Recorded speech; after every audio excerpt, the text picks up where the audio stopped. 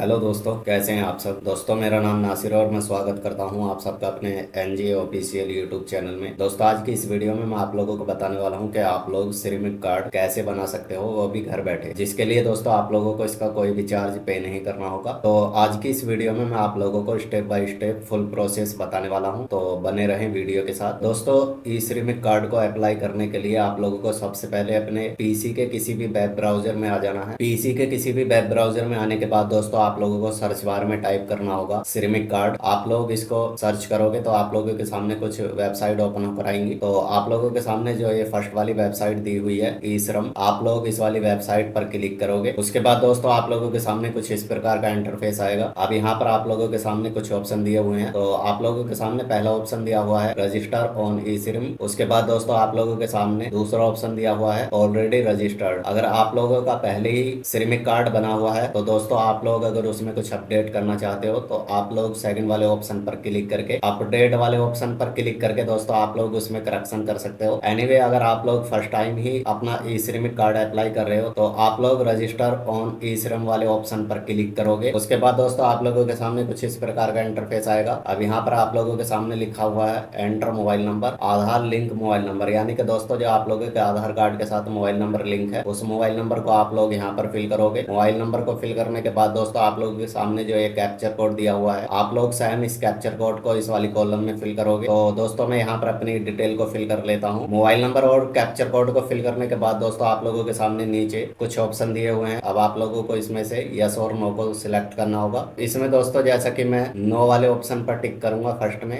उसके बाद दोस्तों हम सेकंड में भी नो वाले ऑप्शन पर क्लिक करेंगे। नो वाले ऑप्शन पर क्लिक करने के बाद दोस्तों आप लोगों के सामने एक सेंड ओटीपी वाला ऑप्शन शो हो जाएगा। अब आप लोग सेंड ओटीपी वाले ऑप्शन पर क्लिक करोगे। सेंड ओटीपी वाले ऑप्शन पर क्लिक करने के बाद दोस्तों अब आप लोगों के मोबाइल नंबर पर एक ओटीपी जाएगा। उस ओटीपी को आप लोग यहाँ पर फिल करोगे। ओटीपी को फिल करने के बाद दोस्तों आप लोगों के सामने एक नीचे ऑप्शन दिया हुआ है सबमिट का, आप लोग सबमिट वाले ऑप्शन पर क्लिक करोगे। सबमिट वाले ऑप्शन पर क्लिक करने के बाद दोस्तों अब आप लोगों के सामने कुछ इस प्रकार का इंटरफेस आएगा। अब यहाँ पर आप लोगों को अपने आधार नंबर को फिल करना होगा। आधार नंबर को फिल करने के बाद दोस्तों आप लोगों के सामने नीचे तीन ऑप्शन दिए हुए हैं। पहला है फिंगरप्रिंट का, सेकंड ऑप्शन है दोस्तों आप लोगों के सामने आइरिस का, और थर्ड ऑप्शन है दोस्तों आप लोगों के सामने ओटीपी का। जैसा कि दोस्तों हम ओटीपी के माध्यम से अपने आधार कार्ड को वेरीफाई करेंगे तो हम ओटीपी वाले ऑप्शन पर टिक मार करेंगे। ओटीपी वाले ऑप्शन पर टिक मार करने के बाद दोस्तों आप लोगों के सामने जो ये कैप्चर कोड दिया हुआ है, आप लोग सेम इस कैप्चर कोड को यहाँ पर फिल करोगे। कैप्चर कोड को फिल करने के बाद दोस्तों आप लोग आई एग्री वाले ऑप्शन पर टिक करोगे। उसके बाद दोस्तों आप लोग सबमिट वाले ऑप्शन पर क्लिक करोगे। सबमिट वाले ऑप्शन पर क्लिक करने के बाद दोस्तों आप लोगों के आधार कार्ड के साथ जो भी मोबाइल नंबर लिंक होगा उस मोबाइल नंबर पर एक ओटीपी जाएगा। उस ओटीपी को आप लोग यहाँ पर फिल करोगे। ओटीपी को फिल करने के बाद दोस्तों आप लोगों के सामने एक नीचे ऑप्शन दिया हुआ है वैलिडेट का, आप लोग वैलिडेट वाले ऑप्शन पर क्लिक करोगे। उसके बाद दोस्तों आप लोगों के सामने कुछ इस प्रकार का इंटरफेस आएगा। यहाँ पर आप लोगों के सामने एक ऑप्शन दिया हुआ है continue to enter other detail, आप लोग continue to enter other detail वाले ऑप्शन पर क्लिक करोगे। उसके बाद दोस्तों अब आप लोगों के सामने कुछ इस प्रकार का इंटरफेस आएगा। अब यहाँ पर आप लोगों को सबसे पहले अपनी पर्सनल इन्फॉर्मेशन को फिल करना होगा जो आप लोगों ने लॉग इन करते टाइम मोबाइल नंबर फिल किया था, तो यहाँ पर देखने को मिल जाएगा। उसके बाद दोस्तों आप लोगों के सामने सेकंड ऑप्शन है इमरजेंसी मोबाइल नंबर का। अगर आप लोग चाहो तो यहाँ पर इमरजेंसी मोबाइल नंबर फिल कर सकते हो। एनीवे आप लोग इसको ब्लैंक भी रहने दे सकते हो। उसके बाद दोस्तों आप लोगों के सामने ईमेल का ऑप्शन है, आप लोग चाहो तो यहाँ पर कोई भी एक ईमेल को फिल कर सकते हो। एनीवे आप लोग इसको भी ब्लैंक रहने दे सकते हो। मोबाइल नंबर और ईमेल आईडी को फिल करने के बाद दोस्तों अब आप लोगों को यहाँ पर मैरिटल स्टेटस को फिल करना होगा। यहाँ पर आप लोगों को बताना होगा कि आप मैरिड हैं अनमैरिड हैं, जो भी हैं आप लोग उसको यहाँ से सिलेक्ट करोगे। उसके बाद दोस्तों अब आप लोगों को यहाँ पर फादर हस्बैंड के नाम में से किसी भी एक नाम को फिल करना होगा। अगर आप लोग किसी जेंट्स के लिए अप्लाई कर रहे हो तो आप लोग यहाँ पर फादर का नाम फिल करोगे। अगर आप लोग किसी लेडीज के लिए अप्लाई कर रहे हो तो आप लोग यहाँ से हस्बैंड वाले नाम को सिलेक्ट करोगे। उसके बाद दोस्तों यहाँ पर आप लोग हस्बैंड का नाम फिल करोगे। जो भी उनके हस्बैंड का नाम है दोस्तों आप लोग उसको यहाँ पर फिल करोगे। हस्बैंड का नाम फिल करने के बाद दोस्तों अब आप लोगों को यहाँ पर सोशल कैटेगरी को सिलेक्ट करना होगा। आप लोगों को बताना होगा कि उनकी सोशल कैटेगरी क्या है। यहाँ पर आप लोग SC ST OBC जनरल जिस भी कास्ट से आते हैं आप लोग उसको यहाँ से सिलेक्ट करोगे। उसके बाद दोस्तों आप लोगों के सामने नीचे एक ऑप्शन दिया हुआ है सोशल कैटेगरी सर्टिफिकेट। अगर आप लोगों के पास कास्ट सर्टिफिकेट है तो आप लोग यहाँ पर उसको अपलोड भी कर सकते हो। एनीवे आप लोग इसको ब्लैंक भी रहने दे सकते हो, कोई मैंडेटरी नहीं है कि आप लोगों को यहाँ पर सोशल कैटेगरी का सर्टिफिकेट अपलोड करना होगा। तो जैसे कि दोस्तों मैं इसको यहाँ पर रहने देता हूँ। उसके बाद दोस्तों आप लोगों के सामने नेक्स्ट ऑप्शन है ब्लड ग्रुप का। होगा, आप लोगों को यहाँ पर अपने ब्लड ग्रुप के बारे में बताना होगा। आप लोगों का ए पॉजिटिव ब्लड ग्रुप है या ए नेगेटिव, जो भी आप लोगों का ए बी ओ जो भी आप लोगों का ब्लड ग्रुप है, आप लोग उसको यहाँ से सिलेक्ट कर सकते हो। अगर आप लोगों को अपने ब्लड ग्रुप के बारे में मालूम नहीं है तो आप लोग इसको भी यहाँ पर ब्लैंक ही रहने दे सकते हो। तो जैसे कि दोस्तों मैं यहाँ पर इसको ब्लैंक ही रहने दूंगा। उसके बाद दोस्तों आप लोगों के सामने नीचे एक ऑप्शन दिया हुआ है डिफरेंटली, यानी कि दोस्तों आप लोगों को यहाँ पर बताना होगा कि आप लोगों के अंदर कोई डिसेबिलिटी है या नहीं। अगर आप लोगों के अंदर है तो आप लोग इसको यस वाले ऑप्शन पर टिक मार कर सकते हो। अगर आप लोगों के अंदर कोई भी नहीं है तो आप लोग इसको नो रहने दोगे। पर्सनल डिटेल को फिल करने के बाद दोस्तों आप लोगों के सामने नेक्स्ट ऑप्शन है नॉमिनी का। अब आप लोगों को यहाँ पर नॉमिनी की डिटेल को फिल करना होगा। तो नॉमिनी की डिटेल में सबसे पहले दोस्तों आप लोग नॉमिनी का नाम सिलेक्ट करोगे। जो भी नॉमिनी का नाम है आप लोग उसको यहाँ पर फिल करोगे। उसके बाद दोस्तों आप लोग नॉमिनी की डेट ऑफ बर्थ को यहाँ से सिलेक्ट करोगे, जो भी उनकी डेट ऑफ बर्थ है। दोस्तों इस कंडीशन में आप लोग जिसका भी ई श्रम कार्ड अप्लाई कर रहे हो वो अपने नॉमिनी किसी को भी बना सकते हैं फैमिली में से। डेट ऑफ बर्थ सिलेक्ट करने के बाद दोस्तों आप लोगों को यहाँ से जेंडर को सिलेक्ट करना होगा, वो फीमेल है मेल है जो भी है आप लोग उसको यहाँ से सिलेक्ट करोगे। उसके बाद दोस्तों आप लोग यहाँ से रिलेशनशिप को सिलेक्ट करोगे। उसके बाद दोस्तों आप लोग यहाँ पर नॉमिनी का एड्रेस को फिल करोगे। जो भी नॉमिनी आप लोगों ने बनाया है उसका जो भी एड्रेस है आप लोग उसको यहाँ पर फुलफिल करोगे। उसके बाद दोस्तों आप लोग उनका यहाँ पर मोबाइल नंबर को फिल करोगे। मोबाइल नंबर को फिल करने के बाद दोस्तों आप लोगों के सामने एक ऑप्शन दिया हुआ है नीचे सेव एंड कंटिन्यू। आप लोग सेव एंड कंटिन्यू वाले ऑप्शन पर क्लिक करो। सेव एंड कंटिन्यू वाले ऑप्शन पर क्लिक करने के बाद दोस्तों अब आप लोगों को यहाँ पर रेसिडेंटल की डिटेल को फिल करना होगा। रेसिडेंटल की डिटेल में सबसे पहले आप लोग अपने स्टेट को सिलेक्ट करोगे। उसके बाद दोस्तों आप लोगों का जो भी डिस्ट्रिक्ट है आप लोग यहाँ से अपने डिस्ट्रिक्ट को सिलेक्ट करोगे। उसके बाद दोस्तों आप लोगों को यहाँ पर स्टेट आईडी को फिल करना होगा। जो भी आप लोगों के स्टेट की आईडी है आप लोग उसको यहाँ पर फिल करोगे।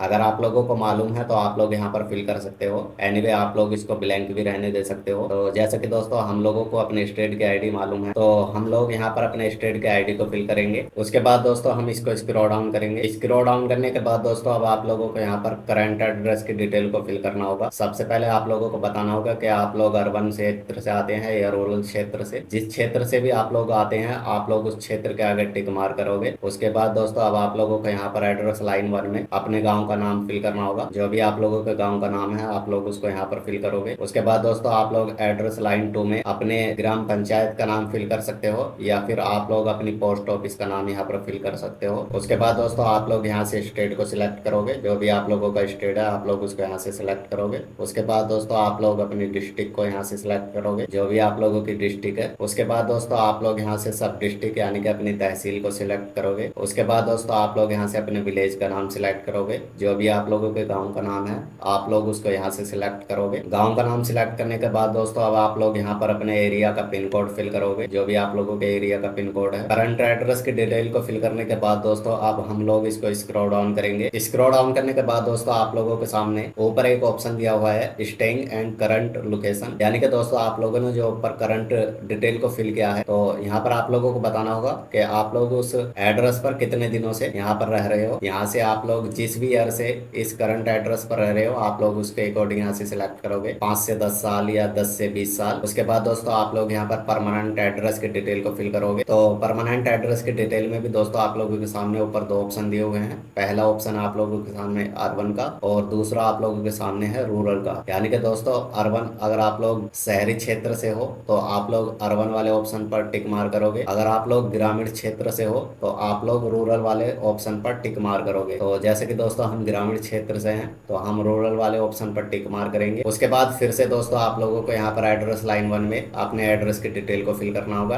एड्रेस लाइन 2 में भी अपने एड्रेस की डिटेल को फिल करना होगा। उसके बाद दोस्तों आप लोग यहाँ से स्टेट को सिलेक्ट करोगे, जो भी आप लोगों का स्टेट है। उसके बाद दोस्तों आप लोग यहाँ से अपनी डिस्ट्रिक्ट को सिलेक्ट करोगे। उसके बाद दोस्तों आप लोग यहाँ से अपनी तहसील को सिलेक्ट करोगे। उसके बाद आप लोग अपने यहाँ से विलेज को सिलेक्ट करोगे, जो भी आपके गाँव का नाम है। उसके बाद जो भी आप लोगों के एरिया का पिन कोड है आप लोग उसको यहाँ पर फिल करोगे। उसके बाद दोस्तों हम लोग सेव एंड कंटिन्यू वाले ऑप्शन पर क्लिक करेंगे। सेव एंड कंटिन्यू वाले ऑप्शन पर क्लिक करने के बाद दोस्तों अब आप लोगों को यहाँ पर अपनी एजुकेशन क्वालिफिकेशन के डिटेल को फिल करना होगा। जो भी आप लोगों की एजुकेशन क्वालिफिकेशन है आप लोग उसको यहाँ से सिलेक्ट करोगे। यहाँ पर आप लोगों के सामने प्राइमरी, सेकेंडरी, हायर सेकेंडरी। अगर दोस्तों आप लोगों के पास कोई भी डिग्री या एजुकेशन का सर्टिफिकेट नहीं है तो आप लोग नॉट लिटरेट वाले ऑप्शन पर क्लिक कर सकते हो। उसके बाद दोस्तों आप लोगों के सामने सेकंड ऑप्शन है एजुकेशन सर्टिफिकेट। अगर आप लोगों के पास कोई भी डिग्री है तो आप लोग उसका एजुकेशन का सर्टिफिकेट यहाँ पर अपलोड कर सकते हो। अगर आप लोगों के पास कोई भी डिग्री नहीं है तो आप लोग यहाँ पर इसको ब्लैंक ही रहने दे सकते हो। उसके बाद दोस्तों अब आप लोगों को यहाँ पर अपनी मंथली इनकम को बताना होगा। जो भी आप लोगों की मंथली इनकम है आप लोग उसको यहाँ से सिलेक्ट करोगे। उसके बाद दोस्तों आप लोगों को यहाँ पर इनकम सर्टिफिकेट को अपलोड करना होगा। अगर आप लोगों के पास इनकम सर्टिफिकेट है तो आप लोग उसको यहाँ पर अपलोड कर सकते हो। एनीवे आप लोग इसको भी ब्लैंक रहने दे सकते हो। उसके बाद दोस्तों आप लोगों के सामने नेक्स्ट ऑप्शन है सेव एंड कंटिन्यू का।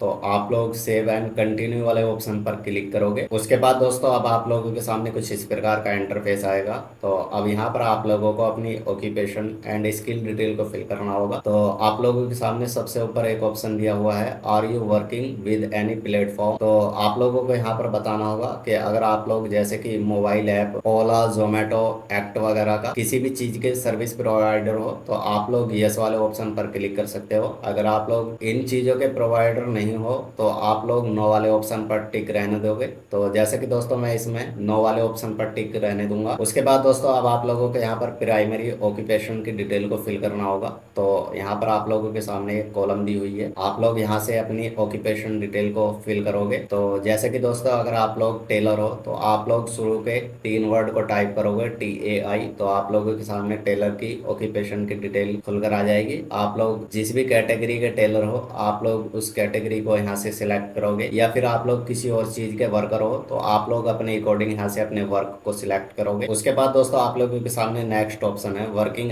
एक्सपीरियंस का। तो अब यहाँ पर आप लोगों को अपने वर्किंग एक्सपीरियंस की डिटेल को फिल करना होगा। यानी कि दोस्तों अब आप लोगों को यहाँ पर बताना होगा कि आप लोगों ने जो पर वर्क सिलेक्ट किया है आप लोगों को उसका कितना एक्सपीरियंस है। तो आप लोग यहाँ से उस एक्सपीरियंस को सिलेक्ट करोगे। उसके बाद दोस्तों अब आप लोगों को यहाँ पर सेकेंडरी ऑक्यूपेशन की डिटेल को फिल करना होगा। यानी कि इस वर्क के अलावा कोई और भी वर्क का काम जानते हैं उसमें भी दोस्तों आप लोग सेम प्रोसेस फॉलो करके अपने वर्क की डिटेल को फिल कर सकते हो। जैसा कि दोस्तों मैं यहाँ पर भी टेलर की डिटेल को फिल करूंगा तो मैं यहाँ पर TAI को फिल करूंगा। उसके बाद दोस्तों ऑटोमेटिकली टेलर की जो भी कैटेगरी है वो आप लोगों के सामने ओपन होकर आ जाएंगी। तो आप लोग अपने अकॉर्डिंग यहाँ से अपने वर्क को सिलेक्ट कर सकते हो। उसके बाद दोस्तों आप लोगों के सामने नेक्स्ट ऑप्शन है ऑक्यूपेशन सर्टिफिकेट। अगर दोस्तों आप लोगों के पास कोई भी अपने वर्क का सर्टिफिकेट नहीं है तो दोस्तों आप लोग इसको ब्लैंक भी रहने दे सकते हो। अगर आप लोगों के पास किसी भी वर्क का सर्टिफिकेट है तो आप लोग उसको यहाँ पर अपलोड कर सकते हो। तो मैं इसको ब्लैंक ही रहने दूंगा। उसके बाद दोस्तों हम इसको स्क्रॉल डाउन करेंगे। उसके बाद दोस्तों आप लोग सेव एंड कंटिन्यू वाले ऑप्शन पर क्लिक करोगे। अब यहाँ पर आप लोगों को अपनी बैंक अकाउंट की डिटेल को फिल करना होगा। तो सबसे पहले दोस्तों आप लोगों को यहाँ पर बैंक अकाउंट नंबर को फिल करना होगा। जो भी आप लोगों के बैंक का अकाउंट नंबर है आप लोग उसको यहाँ पर फिल करोगे। बैंक अकाउंट को फिल करने के बाद दोस्तों आप लोगों को यहाँ पर कंफर्म बैंक अकाउंट नंबर,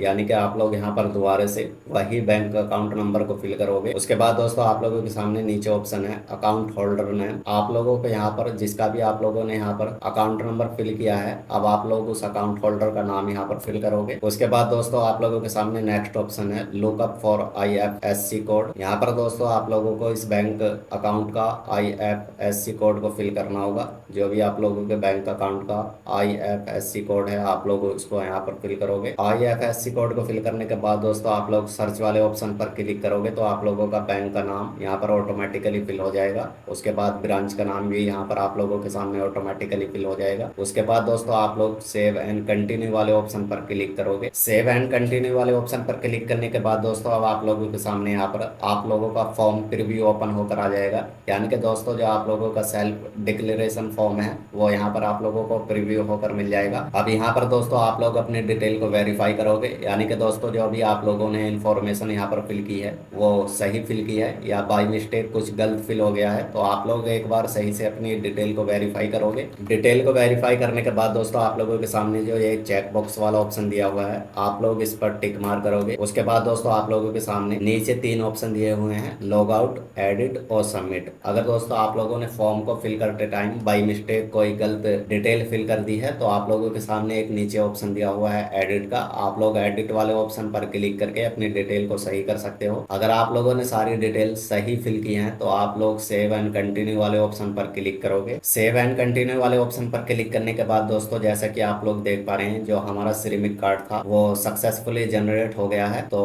आप लोग यहीं से उसको डाउनलोड भी कर सकते हो। आप लोगों के सामने ऊपर एक ऑप्शन दिया हुआ है डाउनलोड UAN कार्ड। यानी कि दोस्तों जो आप लोगों के सामने ये कार्ड जनरेट हुआ है, आप लोग उसको यहाँ से डाउनलोड भी कर सकते हो। तो दोस्तों यही तरीका था ई सिम कार्ड को अप्लाई करने का, जिसमें दोस्तों आप लोगों को कोई भी चार्ज पे नहीं करना पड़ेगा और आप लोग घर बैठे ही आसानी से अपने ई सिम कार्ड को बना सकते हो। तो दोस्तों आशा करता हूँ आप लोगों को ये वीडियो पसंद आया होगा। अगर आप लोगों को ये वीडियो पसंद आया हो तो प्लीज वीडियो को लाइक एंड चैनल को सब्सक्राइब जरूर करें। तो मिलते हैं फिर किसी और नेक्स्ट टॉपिक के साथ, जब तक के लिए